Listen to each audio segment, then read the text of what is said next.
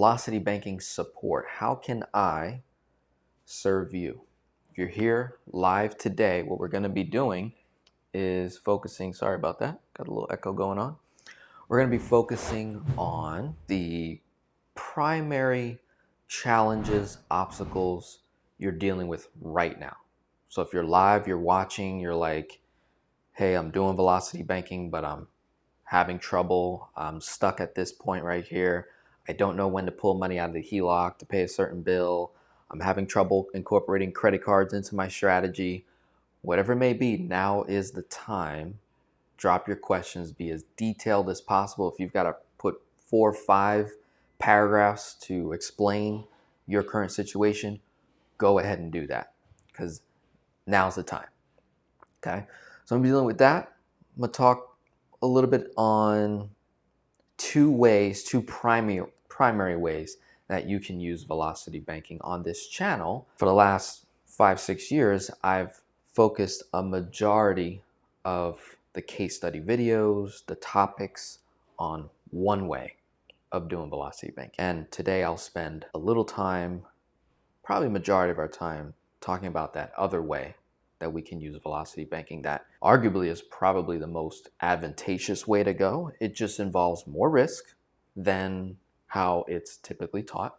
So that's one aspect. It can yield a much higher result, but again, there's definitely more risk to considering this other way, right?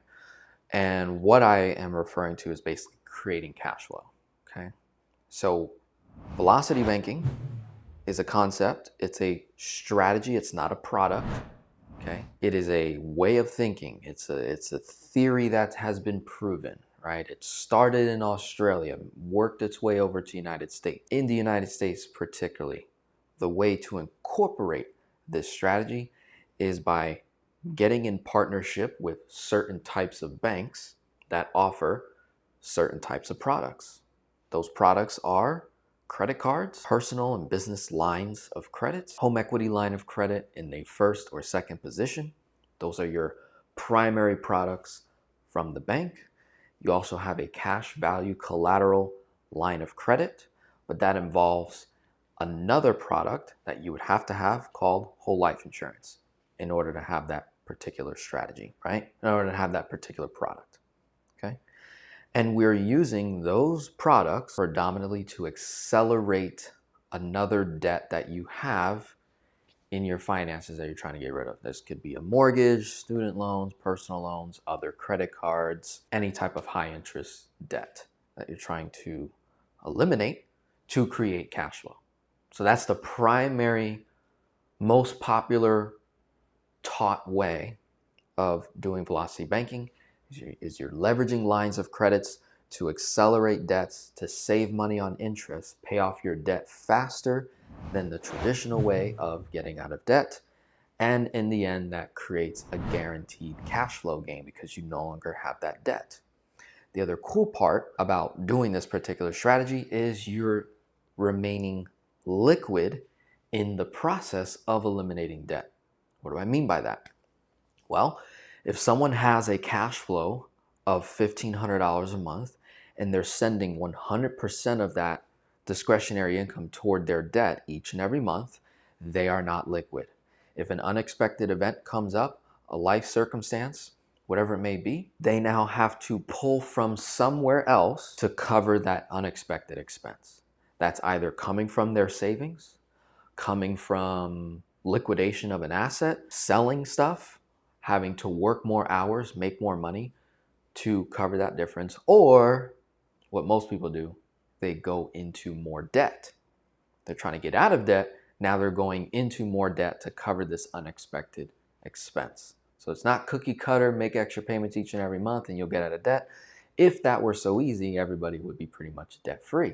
But that is not the case. Why? Because life happened. And what most people who only teach debt elimination from the traditional standpoint of just making extra payments, you will never see them incorporate unexpected life expenses.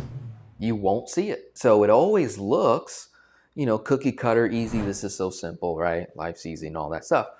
But then the people like you that are watching end up having unexpected life things occur, and it derails your strategy. And to get back onto your debt elimination strategy takes usually the average person about 30 to 60 days to kind of recover, reorganize. Okay, what's my cash flow now this month? And then you're starting up those extra payments again.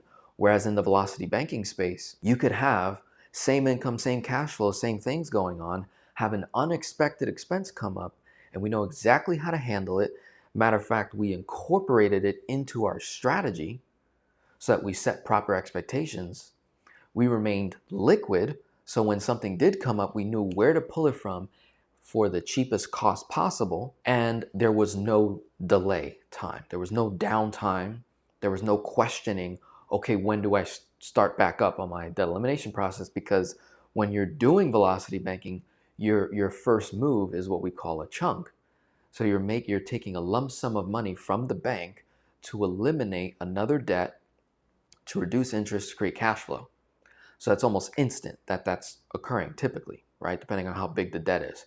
So there's an instant interest savings, an instant cash flow gain typically, right? And then you're doing velocity banking at that point with all of your income in, expenses out, cash flow stays. So 100% of our cash flow in the first month of doing velocity banking is there. We didn't lose it because we used the bank's money first, and now we're simply paying ourselves back what we just did in that. Then what happens is you're doing velocity banking, right? 2-3 months go by, boom, an unexpected $3,000 expense comes along. In your mind, you're like, okay, I have a line of credit here for 30 grand. I made a chunk of 10 and I owe 7. So now I have this $3,000 expense is going to come out of the line of credit. Boom, it's going to bring my line of credit up to 10. I don't have to think. There's no downtime. Immediately, I handle that unexpected expense because I already accounted for it in my chunking strategy and my numbers, all this stuff, and we move right along. Yes, it takes us a little bit longer to pay off the line, just as it would if you were doing traditional, making extra payments. Now it's going to take you longer to pay off that debt, but now the downtime spent, the amount of time thinking and stress, that person incurs more time over here. Whereas in velocity banking land, right, no downtime, we remain liquid, we didn't have to think about where the money's coming from, we have our tools in place, we borrowed at the cheapest cost possible. We're over there, they probably borrowed at the highest cost possible because they were not taught how to be better borrowers. See what can happen? So with that being said, I want to, spend a lot of time answering your questions. You can go wherever you like. Okay, this is for you. The next hour, hour and a half, I just want to dedicate to the questions that you're dealing with right now. What are you holed up on? What's bothering you? What are you frustrated on? What math are you having difficulty running? Just start dropping your questions in, right? We got 26 people in the house. So I'm just going to take a quick read through these and see what's going on. Good morning to Ed. Blessings. I'm a financial person. I want to do this, help people with this, and doing it myself as well. So that's David Charles. Great. So David Charles, I'm gonna use your vision for being potentially a financial consultant, coach, strategist, someone in the financial services space where you want to help people incorporate this strategy and maybe others along the way, other strategies. You want to be able to do it for yourself. So I'm going to use you as a case study for the second way of doing velocity banking, which is creating cash flow by means of starting a business, right? By means of investing in yourself. So instead of paying off debt first, you would be using a line of credit, right? Again, this is more risk because now you're making a conscious decision to stay in debt, to carry these debts here that you may have. And you're saying, I can service these debts. I have this amount of cash flow, and I feel confident to go ahead and start this business now today, create more income. So you're focusing on the top line rather than the bottom line, right? You're going top line first, create cash flow. Then you're, say, saving money, invest, and then, say pay off debt would be last, right? So I'm just going to write that here, off debt. Last, and we'll dive into that a little bit, right? So remind me of that, Charles. I'm going to use you as a case study. Nelson, hello. Scott, good morning. We got a call coming up soon. I'm looking forward to it. Am I late or early? You're on time. I just purchased Whole Life. Now I need to set it up. What do you mean by that? Purchased a whole life policy. Hopefully it was set up correctly, right? Do you mean I need to set up a strategy now? Is that what you mean? Let me know. Good morning, Philly. Good morning, Perez. Hello. All right, passive income DIY renovation. Hello, hello. Cool. So let me show you the two different ways of doing this. Got to know our numbers, what's coming in, what's going out, total debts and cash flow. Velocity banking predominantly on this channel. You'll see me covering case studies where I'm using the velocity banking concept or debt snowball or any debt elimination strategy to what? Accelerate debt, pay it off faster. So we're trying to pay off all debts, and in the process of doing that, somewhere along the line, either right when we get to, say, the final debts, maybe the mortgage, we start to save money, invest to then create cash flow. So creating cash flow tends to be the last thing from a top line perspective, not necessarily a bottom line, right?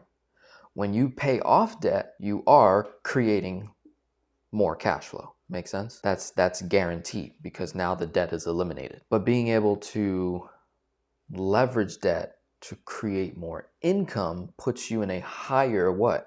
Cash flow position. If your lifestyle expenses, everything pretty much stays the same, you're increasing income, maintaining lifestyle expenses, maintaining and servicing debts.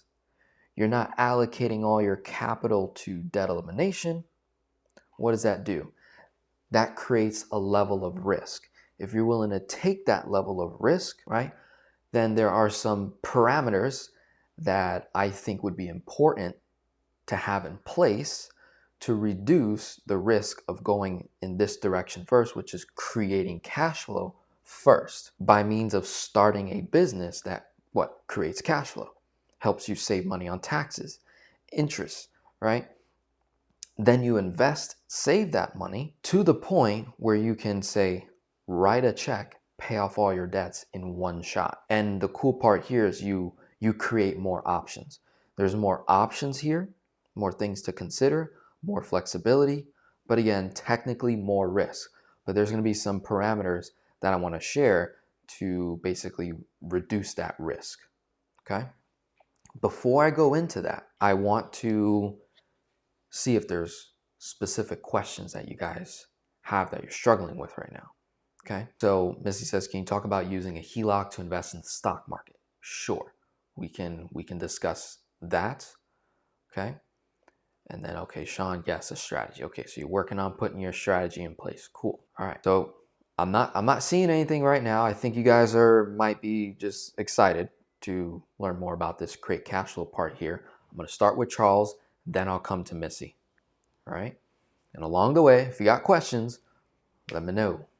Let me know. Put it in the comments. So, focusing on right here, using the velocity banking strategy to help you start a business to get you the capital that you would like to have to build that business, give you the support you need, give you the early capital you need to get that business going, to create a certain amount of income, get things rolling.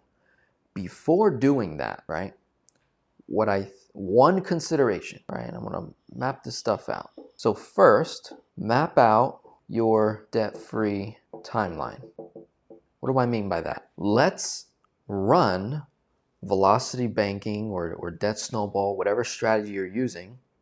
Let's run that strategy to see how long, based off my current income, current lifestyle, current cash flow, to pay off all my debts, to then start saving money, investing to create cash flow.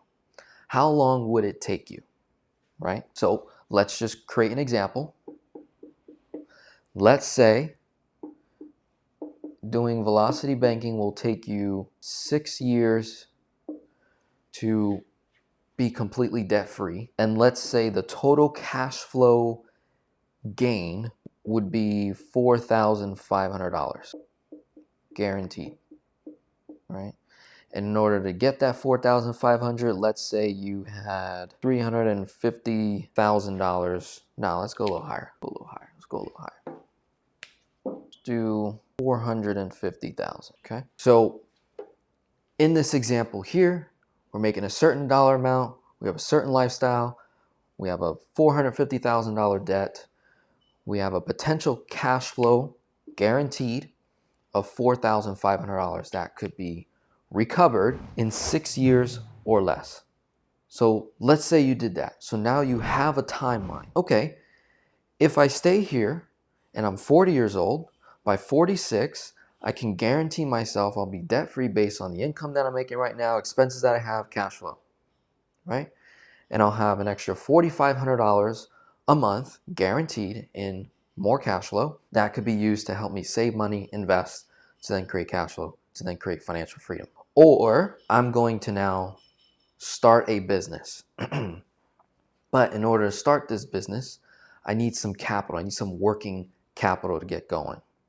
What are my options to build this working capital?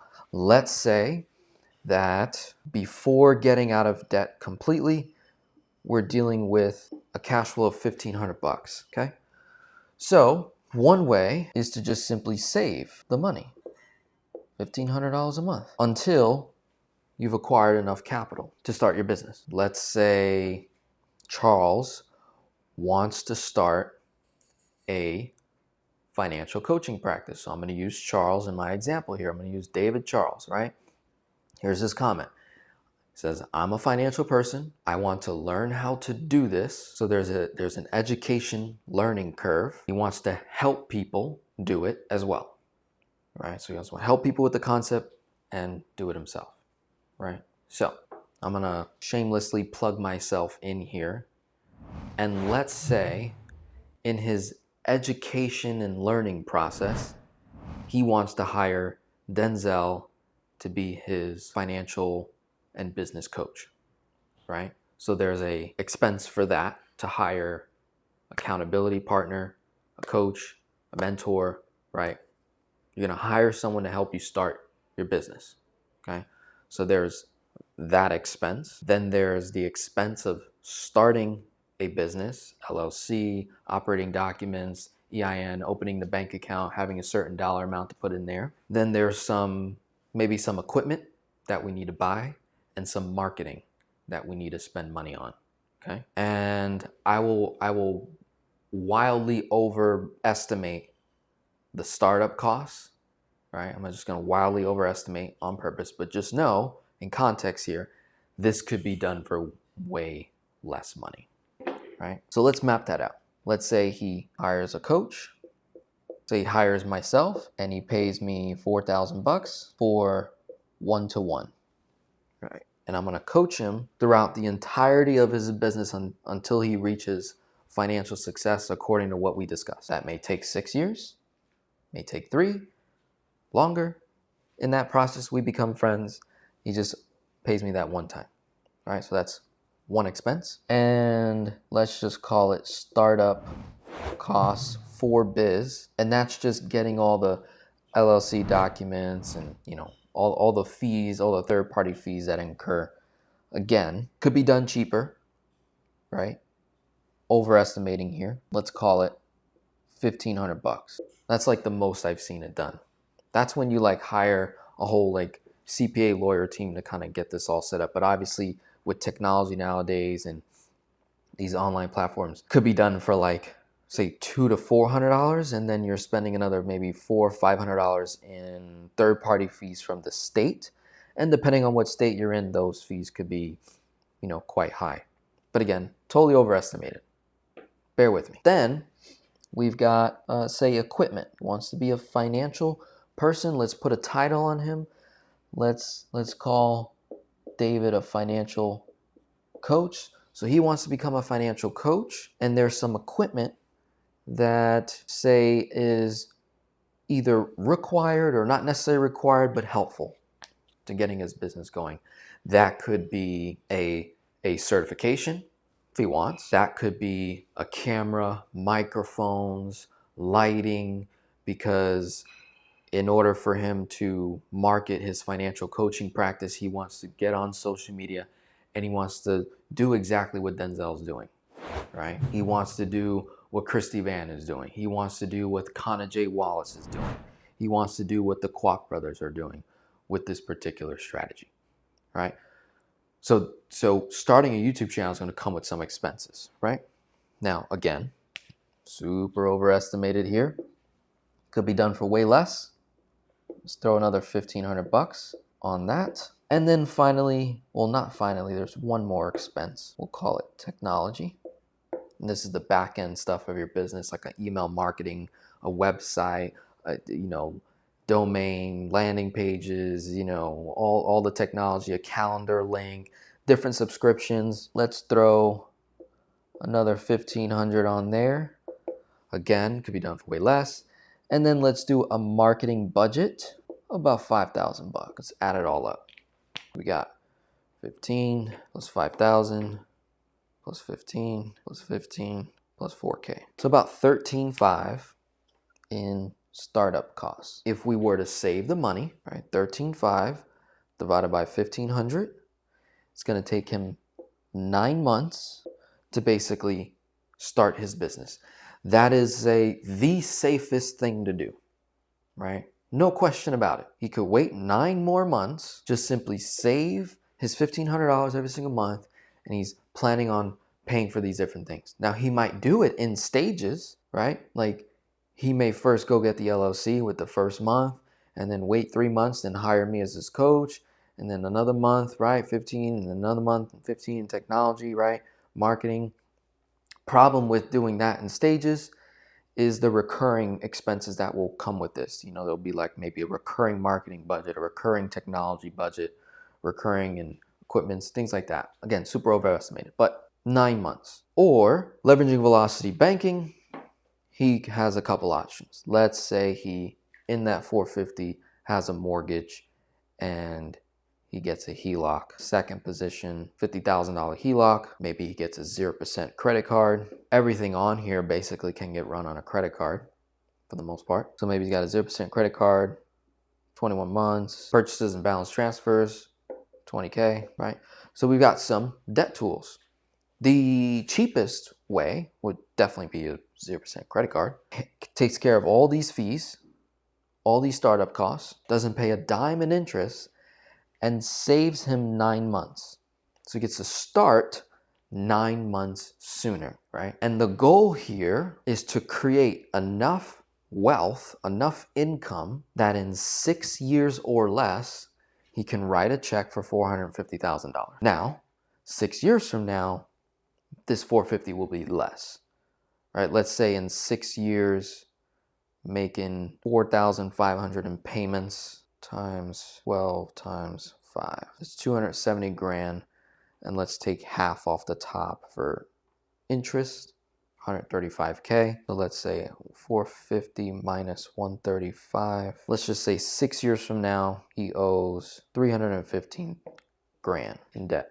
So basically what we want is the ability, by starting this financial coaching practice in his business, that in 6 years or less, we need to be able to write a check for 315 grand. Ideally, because we want this to beat this. What you don't want is you start a business with high expectations, you fail, you mess up, you put yourself into more debt because now what? You're leveraging debt, right? You got to factor that in now, right? There's more risk factors here, right? And if we didn't do our homework in terms of mapping out our debt-free timeline and considering both options, we can put ourselves in a really bad position.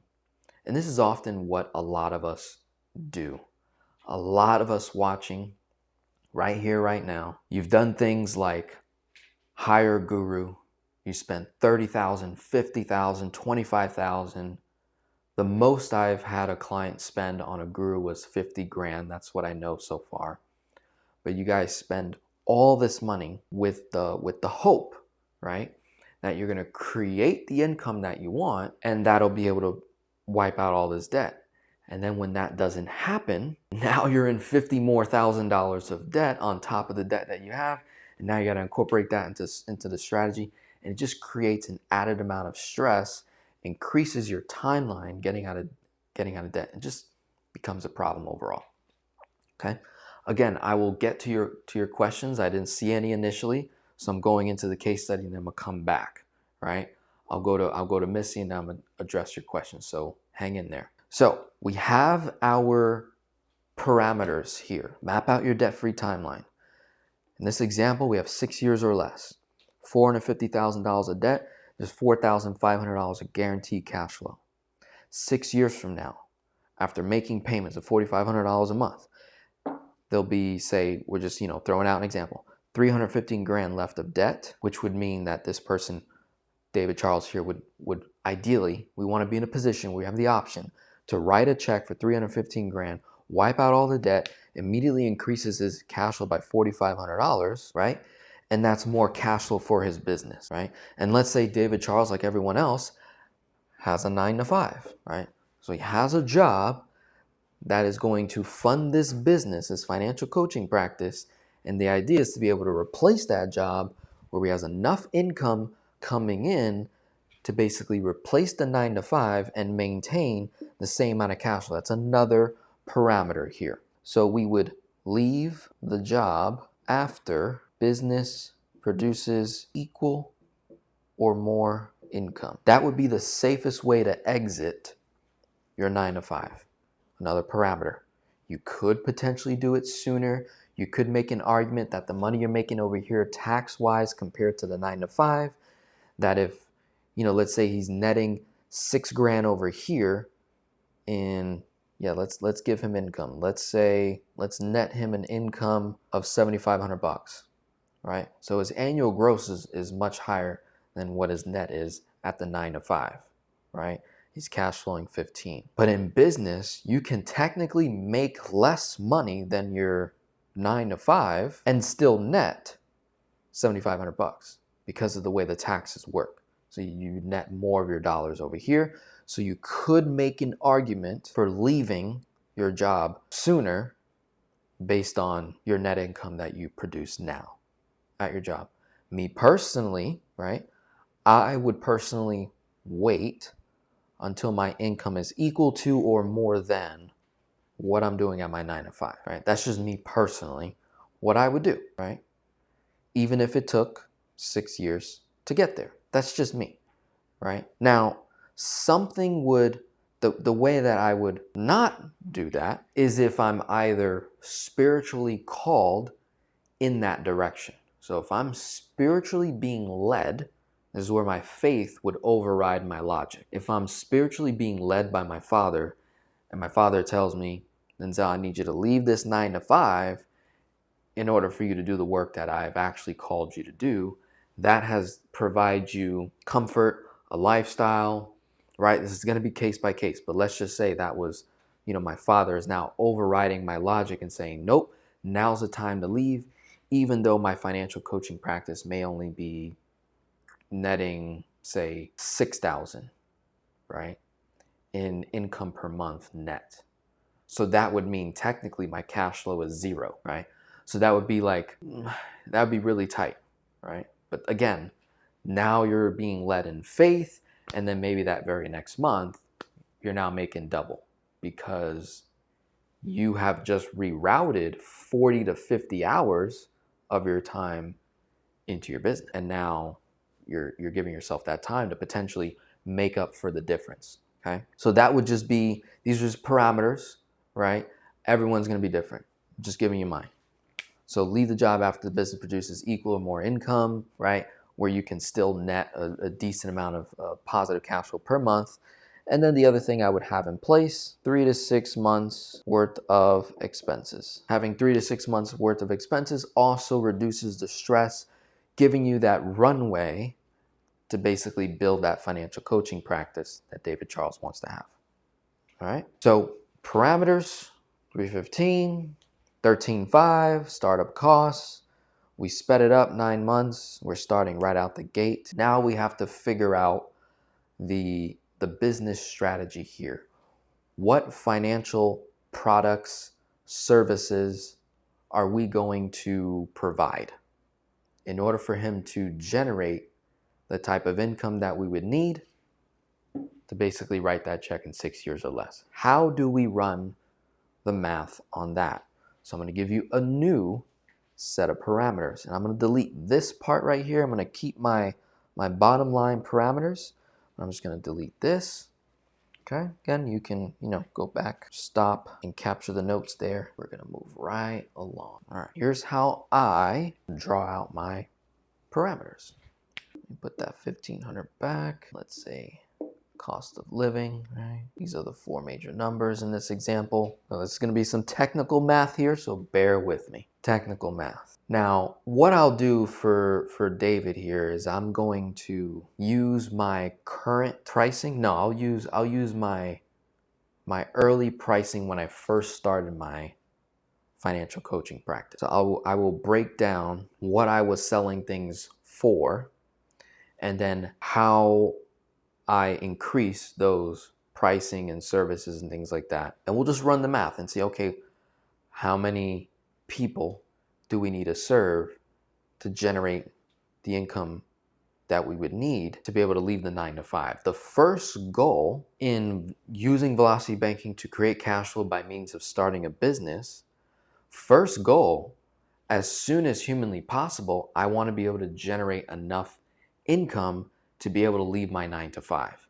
Because if I can generate close to, equal to, or more than my 9 to 5 net income part-time, right? Part-time, then full-time, that's going to give me the confidence to go ahead and quit that job, go full-time in the financial coaching practice, and get things rolling, get things moving, right? So we're going to run some numbers on my pricing from my first year in business versus now my 6th year in business.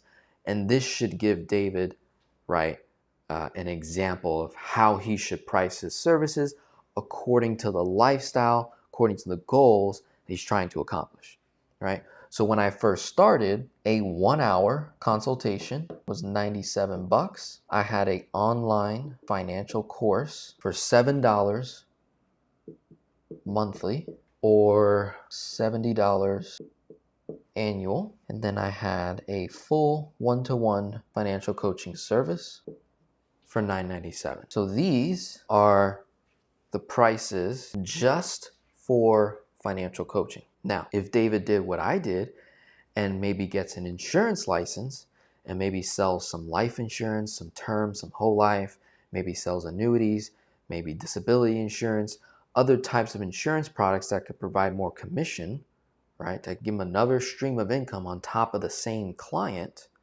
right? Then that's going to reduce how many clients he would need to have to get to this, our first number, which is we want to get to $7,500 a month in income, right? How do we get there? Okay, so let's look at that. This is first year in business, 6th year, 6 years in, okay? Now I do $300 an hour. The online course is $50 monthly or $497 annual, $997 lifetime for the course. The full one-to-one service is now $3,997. And then I have a boot camp, which I'm starting for the first time in my 6th year. David could start in his first year, right? This is something I did not know in my first year.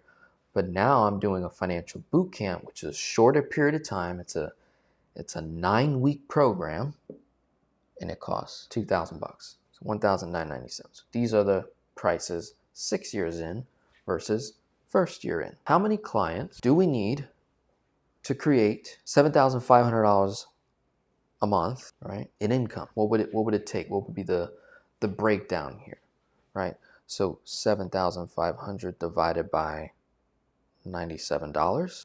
I need to do 77.3 phone calls, right? So that's 77 hours divided by 4 weeks. So that's roughly 19.25 hours a week. If he's already pushing 40-hour weeks plus 19.25, he's working 60 hours a week, right?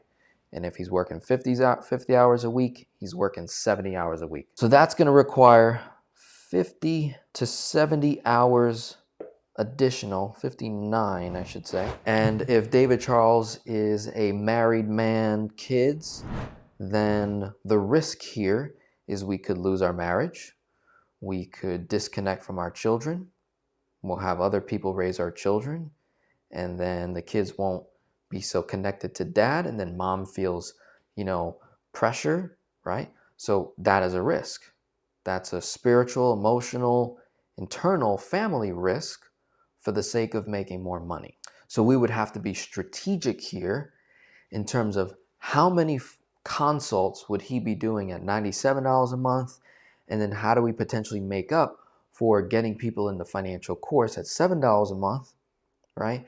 And then maybe taking people on a full service at $9.97, okay? So if we did like a bit of a split here to say, okay, let's say that David only has an extra 10 hours a week, 10 to 15, right? How would we break this down? So maybe we can do 5 to 7 consults or as high as 10 to 15. So I'll do 10 consults a week times 97, $970 times 4 weeks will be $3,880. And let's say that before each consultation or after each consultation, he can enroll them into an upsell, right? Either an upsell or a downsell. So they pay $97, and it would basically, after he diagnosed, because the consultation is like going to the doctor for the first time. You're getting a diagnosis, you're getting a physical exam. When you go to financial coach for a consultation, you're getting a physical examination on your personal finances. So David would be diagnosing people every single week. And then he's going to give them a prescription and say, hey, you need to go through my financial course. I need you to go through these steps over the next 6 to 9 months. This is where you're going to focus on, right? And one time a month, we'll have one consultation, $97, and you're going to pay the $7 a month. So now one client at $97 a month, let's say, on top of $7, just became a $104 client as opposed to $97. So it starts to increase based on the amount of time that we have here. We can be more strategic. So let's say out of 10 clients booking calls every single month, we have a guarantee, say $970 right there. And then let's say 5 upsell to the $997, 5 downsell to $7 a month, all right? So let's map that out. That's $7 a month times 5. So we get another $35. And then $997 times 5 is $4,985. $970 plus 35 plus $4,985. It's $5,990. So either as high as $5,990 or $3,880, which is 10 clients every single week, right? Could be the same clients, right? People booking phone calls every week, right? Just depends. Every 2 weeks, every 3 weeks, whatever it may be. Could be as high as $8,900. So what's happening, he is servicing 10 to 40 clients. Is that actually sustainable on a 10 to 15 hour work week? Probably not. And you need to have a phenomenal marketing strategy to even acquire that many clients, 10 to 40, okay? So his YouTube better be exploding just like Christy Van did or mine did. What's the likelihood of that? So there's a lot of risk here for that low pricing. Would not work for that situation. Now, you could make an argument though that you have to start somewhere. So that's key. So the numbers may not make sense right away, and that's okay. That doesn't mean you don't start this business, right? If you're being called spiritually, let me inject the faith again. If you're being called spiritually into this business and logically it makes sense and you have the skills, gifts, and talents to proceed and do this, great. Let's move forward. You still have your $7,500 a month coming in. So a good unique strategy to consider here would be any profit that this business generates, you simply stack and save. You don't spend it. You don't put it toward debt elimination. You're building up capital. Ideally, within 21 months or less on that 0% credit card right here that we ran, the 13.5 of startup capital, this business is going to have some monthly operating expenses, right? Through his,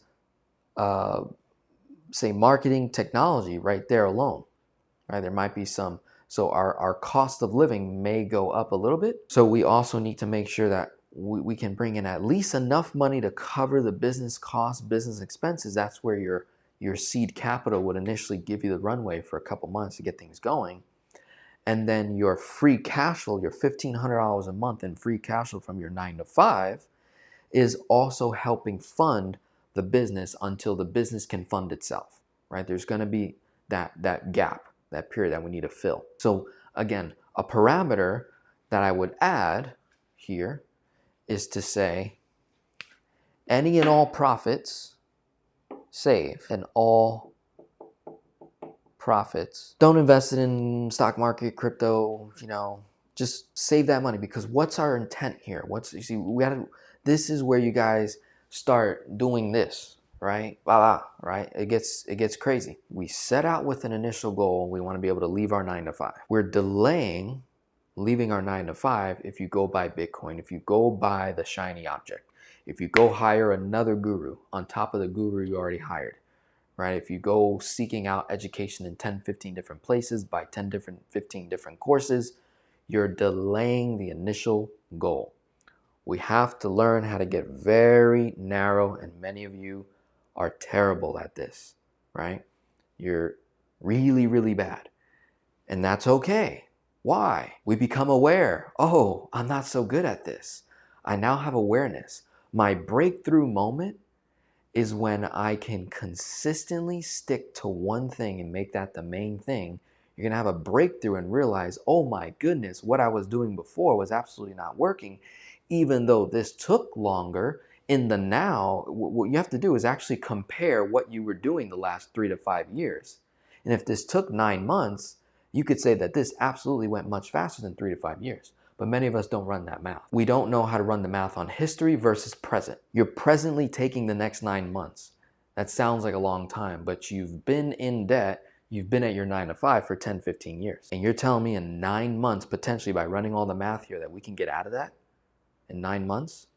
And the only way to do it is if I don't buy the Bitcoin, if I don't invest in AMC, GameStop, if I don't go with that real estate opportunity that just fell on my lap, if I don't do this side hustle real quick, boom, stay right here, stay narrow, stay focused, big things can happen, big things. So any and all profits, me personally, I'm just stacking that, keeping that in the business account, saved.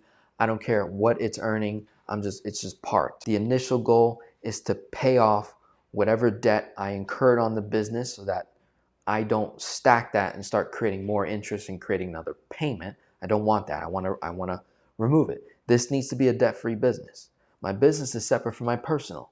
So this needs to start out the gate without paying any interest, ideally. And then whatever it profits, I'm saving. As I build up at least 3 to 6 months of expenses, get that parameter. So that's going to happen first, which is going to get you closer to leaving your 9 to 5. So you build up 6,000 times 6 worth of expenses. Let's say that was our goal, right? Boom. So we basically, in our first year, if we profit 36 grand, great. If it takes 2 years, great. Doesn't matter. You're still working your 9 to 5. You still have $1,500 of cash flow every month. That $1,500 of cash flow is also contributing potentially to the expenses of saving, right? The saving, or it's covering your monthly cost to operate this practice here. So 36K. That would give us a nice run rate that, say, 9 months from now or 1 year from now, if it took 1 year to build that many clients, that's cool too, right? If we go slow to go fast, I think that's even smarter. But again, according to these numbers, it's gonna take a long time. So David Charles would have to adjust. He doesn't want to just copy what Denzel did because, oh, that somehow worked. No, maybe there's somewhere between first year and 6th year that this kind of comes together. Who David Charles is going after, what's his target market, who he's serving, that sort of thing. So if we run the numbers on here, watch how much easier it gets, right? I'm trying to make $7,500 a month. Divide that by $300. We go from 77 phone calls, 77 consultations, not necessarily 77 different people, could be the same people, But we go from 77 down to 25. Divided by 4, that's about 6 consults a week, sorry. So that's 6 hours out of the 10 to 15, and the other 4 hours could be dedicated toward the marketing efforts to keep bringing in more clients, right? So that is just consult. If we create other offers that make sense for our clients, then that's going to help reduce the time. So if he creates a financial course before or after the consult, this is how I set myself up, is I have a financial course that I have people go through before they ever talk to me and before they ever sign up for the financial course, they're on YouTube. So if David has the YouTube channel or social media, whatever it is, it's all the free value he's giving away. He's giving a ton of free value, building up a strong audience base of people that are getting tremendous value from him. And then depending on what that person can afford, they're gonna jump to a consult. So like, oh my God, that video was great.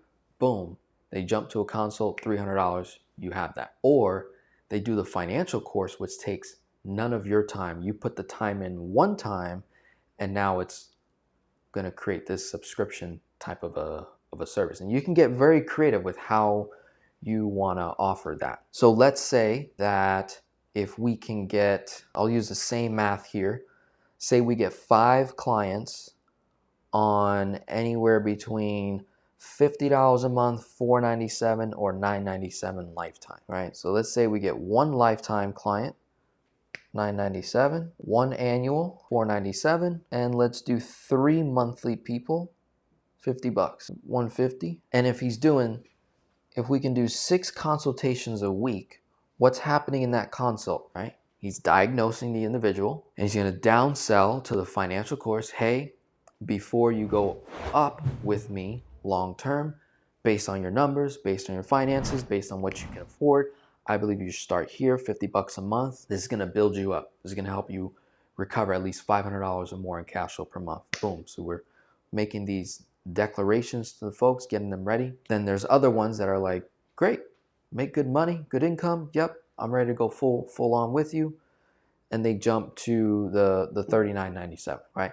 So that's how you're operating your financial coaching practices. You're having your consults, you're diagnosing, giving people the action steps, right? The next offer, the next place you want them to essentially go. Let's say we get 1 of the 25, 1 at $3,997, and let's get 1 in a boot camp, right? So now that we have more offers and the pricing is higher, let's see how these numbers turn out. Okay, so at $997 lifetime, $497 annual, we got 3 people at $150, then we got 1 at $3,997 and 1 at $1,997. Look at that, came out perfect. $7,638. That's 1, 2, 3, 4, 7 clients. So I didn't even have to do 25 calls that month. Now it's just 7 clients. At just 7 clients, giving them 10 to 15 hours a week of my time. Could those other clients that were 497s, 50s, 2000s, can they eventually come to the full program? Absolutely. So you're increasing the lifetime value of just those 7 clients. So again, Charles, the number may not be here. You may be overpricing yourself, right? Potentially. So maybe somewhere in the middle between 1st year and 6th year, or you might be bold and say, yeah, well, Denzel, I got 20 years of experience, right? So again, you cannot compare me to you. You just want to use my experience as some kind of a template, right? And then maybe you're listening to someone else and you compare these different templates, but you don't want to compare your capabilities to my capabilities, because we're totally different people.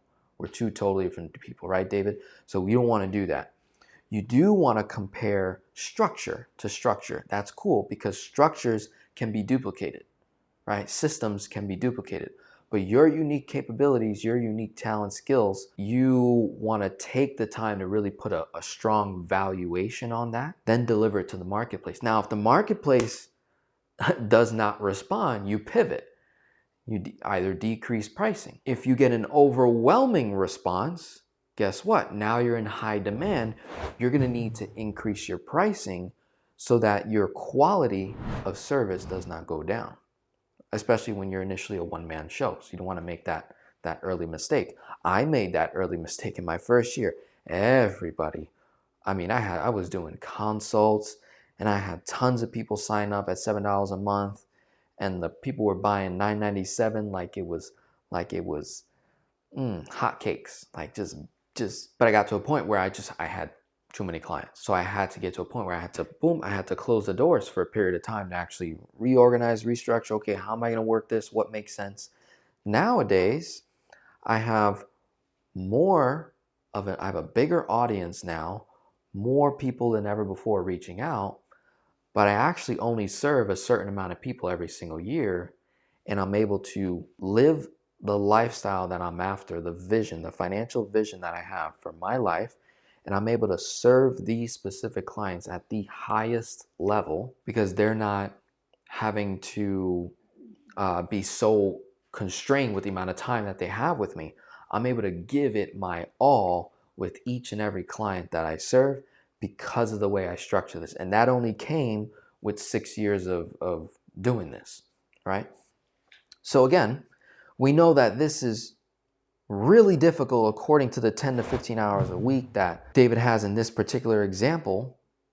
And we also see here that this is very, way easier, way simpler with these pricing, but is now just a matter of, will people hire him at that rate, right? He would have to build the credibility and authority and influence however long that may take, right? So maybe he falls somewhere, maybe it's $150 an hour, maybe it's $200 an hour, right, for consults. And then instead of a $50 course, maybe he's got a $25 course, or maybe he goes a little bit higher, right? And it just adds more value. We get very creative to basically create the income that you want based on the amount of clients you want to serve. You also want to ask yourself, David, okay, do I want to serve 59 to 70 plus clients, 10 to 40 plus clients a month? Or do I just want to work with 7 highly qualified clients? Or do I feel like personally that's not enough and I want to work with maybe 10 to 15?